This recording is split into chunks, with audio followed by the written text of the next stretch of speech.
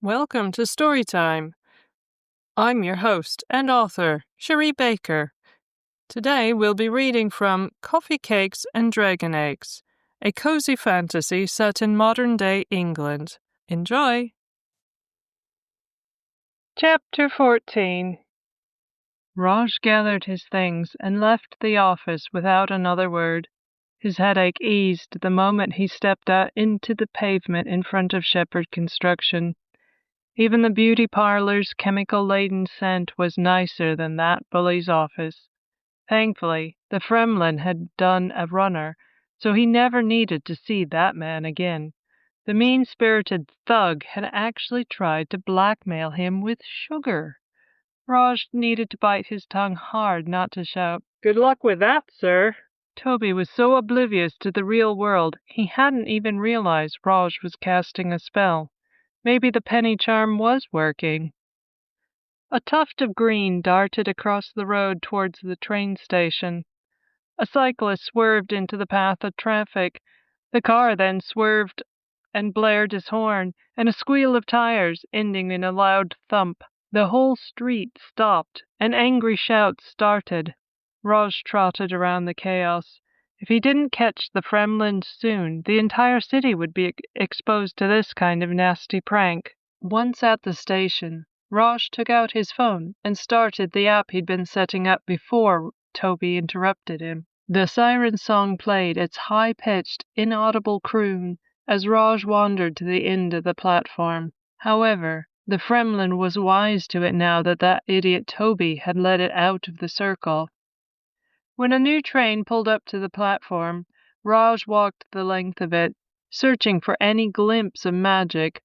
A flash from his app told him the pesky imp must be on board one of the blue and yellow carriages. Raj leapt to the closest one just as the doors were closing, nearly losing his hat. Since the compartment only contained a few pensioners, most of the blue-toned seats were free. Raj took one near the precious USB slot and plugged his phone in so he could transfer the siren song to the onboard electric line. If he was lucky, the imp wouldn't realize it was the same song. To pass the time, Raj browsed the tourist information plaques mounted on the carriage walls that explained how the Industrial Revolution changed the area from a farming community to an industrial powerhouse. First water ran the small mills, then steam, but eventually they all went bankrupt with the rise of electricity.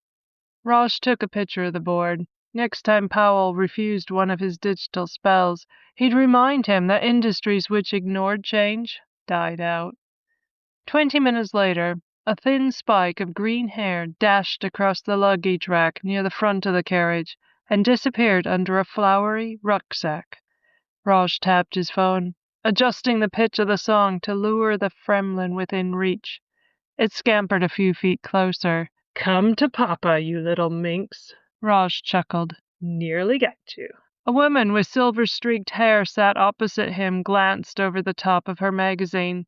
He shook his head. "Sorry, I didn't mean you." She inched her handbag closer to her hip.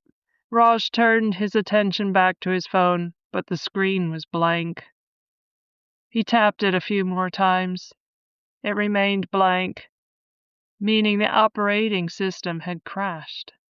The fremlin shook its head and yawned, as if waking up from a heavy sleep. It peered at Raj with a lopsided leer before slipping out the window. Fluff and heck! It'd been toying with him all this time. Raj scrambled to restart his device so he could capture the creature, but before he could launch the app, the ear-spitting shriek of tortured metal ripped through the carriage. A fraction of a second later, the carriage lurched sideways and bumped off the track. The woman opposite fell against Raj and then jerked away as if burned. Raj grabbed his seat, holding on for dear life, as startled chaos ensued from the rest of the passengers. The infernal imp must have frozen the carriage brakes. After the car slid to a stop, something rustled in the weeds outside Raj's window. It must be the fremlin, but he couldn't let it get away. Raj tucked his phone into his pocket and pulled the emergency door release. "You're supposed to stay with the carriage." His seatmate pointed to the safety notice mounted by the door. Raj didn't bother to answer and jumped out of the teetering carriage. They would be much safer without him or that creature on board. A trail of waving greenery that must mark the fremlin's path zigzagged across the weedy meadow opposite the track. Raj scrambled through the waist-high mess after it. It led to a tall stone wall. On the other side, the fremlin paced back and forth, looking quite lost on the road. Stone terraces loomed over the narrow road, leaving no escape route. This would be too easy. With no machinery to hide in, the fremlin was easy prey. Raj took out his phone and framed the imp in the siren song viewfinder. When he clicked capture, the app automatically connected to his mobile data stream. Suddenly, a flash of color sprayed across the screen. The numbers flew by, too fast to read. Panic flared in Raj. The data was feeding something. He cut the connection. The fremlin wagged its tongue before running down the road and slipped under a wheelbarrow in someone's garden. What had just eaten all that power? Raj closed his eyes and tried to hear the local magic. Oddly, the only thing he detected was a faint buzzing, reminiscent of static over a faulty telephone connection. Unease settled on the math magician's shoulders like a rain-soaked cloak. The monster must be huge if it could mask that well.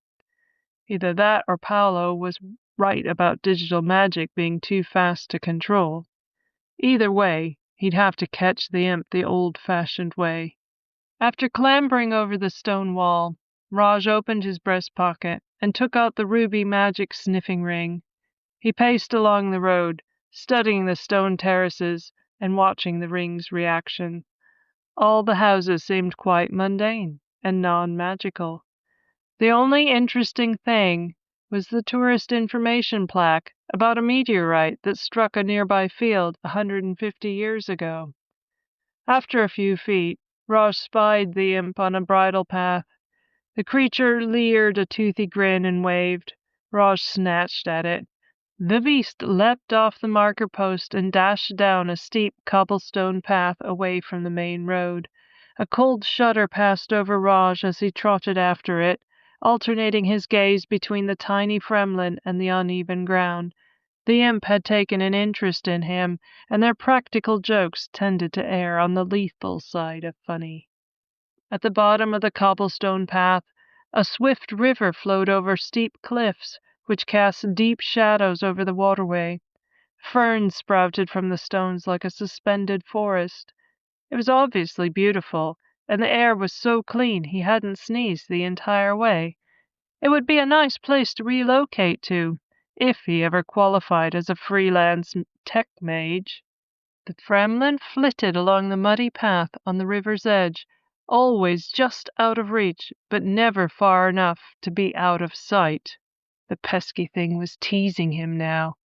Thankfully, it hadn't rained for almost a week, so there were only occasional puddles. But Raj's favorite brogues would need a good clean and an oil when this was all over. After 100 yards, the imp dashed around the bend of a river. Raj jogged to catch up to the creature.